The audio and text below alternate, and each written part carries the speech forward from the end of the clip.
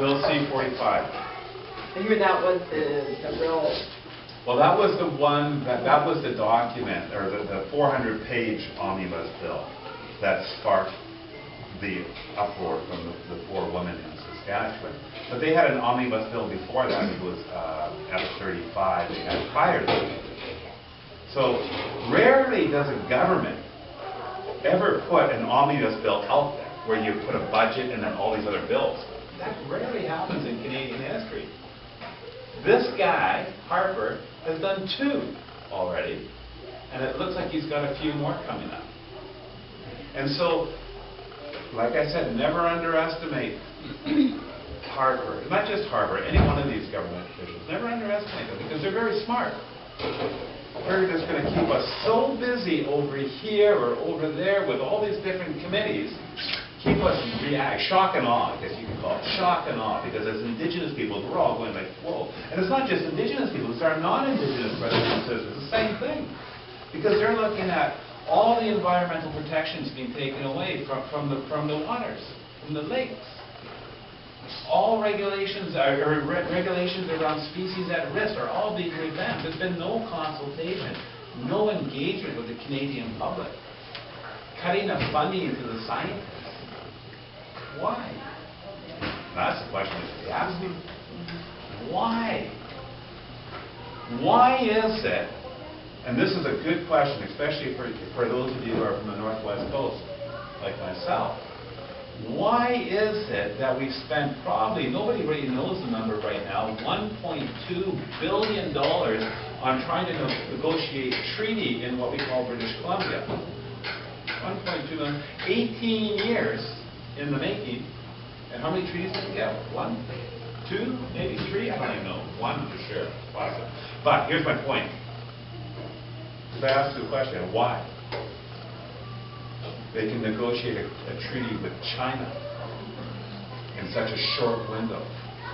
And whose resources do you think they're going to take? That's right, it's ours. Pipeline, Trees. minerals, Yeah. trees, the water. Right? So they can, there's no will by the federal government to negotiate treaties. That's why you're not seeing treaties in British Columbia, because the chiefs are saying, you know what, you guys are crazy. You want us to extinguish ourselves? You want us to extinguish the rights to our lands and our waters and our people? Yet in a heartbeat, they can negotiate these treaties over here with the European Union and China, the United States and Mexico, Colombia, and so forth. Because they want to access all the lands and the resources. Now, all's not bad, by the way.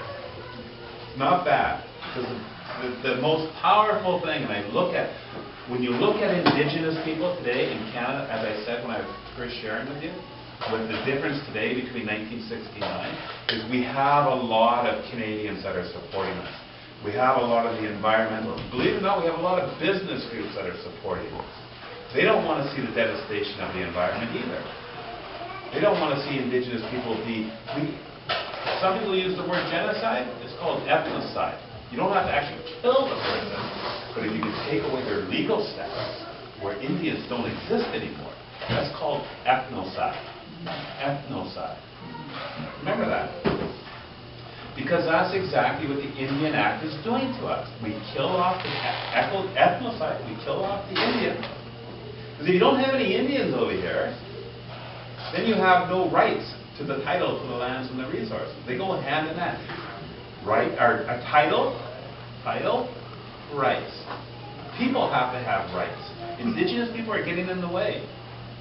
So what's really going on in the grand picture of things? Pay attention. Look at the international treaties. Look at the resource agreements that they're making with the European Union, China, and the United States. The pipelines, the oil tankers, it's all about let's get the Indians out of the way and let's get this stuff flowing out there. And who makes the money? Corporations are making that money. That was a good question. I was going to ask, when is enough enough? You know, who does benefit by all of this? Does the average Canadian even benefit from this? Because I know that when they put these like big companies here that's going to make some money for your village, you know, for your land there, and yet they bring in the experts, so you're just sweeping kind of thing, you know, and no more. I really believe that. I feel I don't mind being as old as I am, because I can remember when we were never poor. You know, we were never poor, and we worked together, we laughed together, we played together, we sang and we danced together. We did all this, and we took care, the land took care of us, and we took care of the land. And I always felt, I'm sorry if I'm... No, you're right on. Yeah. I always felt that who should be the Department of Indian Affairs along the West Coast? Our West Coast fishermen, our native Aboriginal fishermen who have been here forever and know every bit of the waters and the lands. Who should be running it? Who should be, our men should be doing that. And I saw where we came, just in the past 50 years, I would say, that we've become like beggars in our own land. Where now they tell us, oh, you can only get so many clams. You can't go out and get some and maybe sell some to another family who, you know, you can't sell them. You can only get like a dozen clams for your family or whatever, you know. And I go, who are you to tell me what I can do on with my resort? In your territory, yeah. Yeah. Let me share some good news, okay? Because there's a lot of good news. And most people, go ahead. Can I just ask you one question? So the treaties that are in place right now, and you're saying that, you know, in 1867, whenever they put in the Indian Act, way back when, that's in place. Now they're trying to extinguish it. What happens to those people that have treaties? Yeah, that's a good question. Yeah. What happens? Yeah. Because if you can turn the property from common collective, where all the people own it, right? Whatever nation you're from. If you can take that collective ownership and turn it into private ownership, individual ownership, and if I make a bad business deal, I get sued, and then I lose my house and my land. That's the danger, right? And then the political question, you mentioned that part of the Royal Commission, RCAP, says that they should have so many seats that Aboriginals should sit in. So currently in the Harper's government, how many of those are Aboriginal people sitting in there? I think one. Just one? I think one, yeah. Just one. Is there another one? Conservative? Yeah. Which is sort of scary. Conservative. But, you know, the thing is this, putting one or two Indians in government, does that change the system? It should be according to population of, like, Yeah. do you know what I mean? Like, we have, like, how much percentage of, like, in our population, how much are Native? At least 1.2 million. 1 per 10, isn't it? 1.2 million, so Canada's a population, let's just say, I think Canada's 35 million, so 1 in 10, so 10%. 10%. So 10% of... So we're only 5% of the population, so 5% based on what you're saying. Or is it... Yeah, I mean, most of us are under 25. Well, not me, but our population is under 25, right? I wanted to share some positives. Didn't want to come here and sort of bring you all down. Because there is a lot of positives right now. We are very young. We have a very young population. A lot of us are living in the urban environment. Vancouver there was a national study called the Urban Aboriginal Peoples Study. And they did the big one, and then they did a bunch of small ones. Vancouver did one about a year ago. And what that study said is, you, particularly the young people, we are stronger today, we are more confident in who we are, we embrace our culture, and we want to be part of society, but we don't want to be assimilated. That's what the research is saying.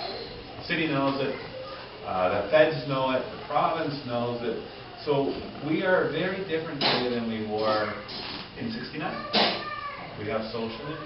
There's a huge case that came out that many of us didn't hear about because we're so busy with I Don't Know More and all the flash mobs and demonstrations and all the stuff going on, which was the Daniels case. Has anyone heard of the Daniels case? I know a couple have. Daniels? It just happened about a week ago. Harry Daniels, rest in peace, Harry. I knew Harry. I loved Harry. He's a Métis. He was the national president of the Congress of Aboriginal People, which was formerly the Native Council of Canada. In 1999, he took Canada to court saying that Métis and non-status Indians have every right to be defined as an Indian under the Indian Act. Inuit too, isn't it? And well, no, the Inuit didn't have to worry because they're already recognized. And what happened about a week ago, which most of us didn't hear about, was the Federal Court of Canada agreed. They said, you're right. Those people, those non-status people, those Métis people should be entitled to that status. And not only that status, now the question becomes, well, what does that mean? What kind of rights? Does that mean a Métis and a non-status and an officer status and a treaty? They've got a lot of names for us, by the way. Does that mean that we're entitled to housing officer? Does that mean we're entitled to education and all these other things? All this stuff is to be played out. The other really positive thing that we have going for us, which we didn't have before, which is the United Nations Declaration on the Rights of Indigenous People. UNDRIP. How many of you have heard of UNDRIP? United Nations Declaration on the Rights on Indigenous People. How many? A couple of you. Canada was the second to last nation at the United Nations to say yes. Guess who's the last nation? U.S.? Yeah, the U.S. Then Canada was the second to last. I don't even know if actually the U.S. has adopted it yet. But anyways, Canada just adopted it very recently. Read it. The United Nations Declarations on the Rights of Indigenous People. UNDRIP. Canada accepted it finally. Harper accepted it. And what it says in there is that we have every right to flourish as a people. Our language, our culture, our education, economic opportunities, defining who our people are and our nation. Canada accepted this. But Harper's not doing anything about it. He's just pushed it to the side. Forget about the Constitution. We don't need to consult with them. We're just going to put an omnibus bill, and we're going to keep them so busy. We're going to blame Chief Spence for being crooked, or the division between the chiefs and I Don't Know More. They're going to push all this stuff to deflect us from the Constitution. That's what they're going to do. That's why I don't buy stuff from the media. I don't watch television. I don't buy their newspapers, their magazines, or any of that stuff. I refuse to, because I refuse to be part of my own oppression. Right? So you need to, I don't know, someone said it earlier, you need to be critical. You need to get other sources of information. So the other thing that worked for them in the past, and they're still trying to do it, is the divide and conquer. Yeah. And that's what the media did, yeah. Excuse me, time constraints, again, as representative for the white population, you could say, what's this about? It's for the people, the Aboriginal people, to maintain their rights within the Constitution. If I can make a suggestion, be united in that thought. That's what it's about, maintaining your rights.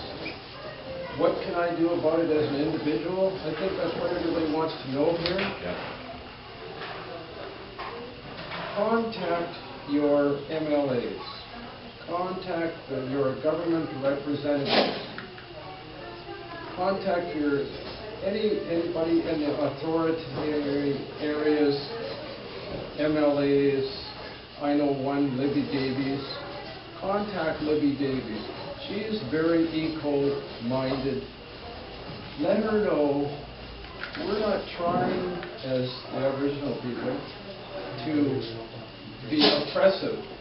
We're trying to be progressive and protective of our nation. Oh, that's an interesting statement that you just made through that. Protective for our lands.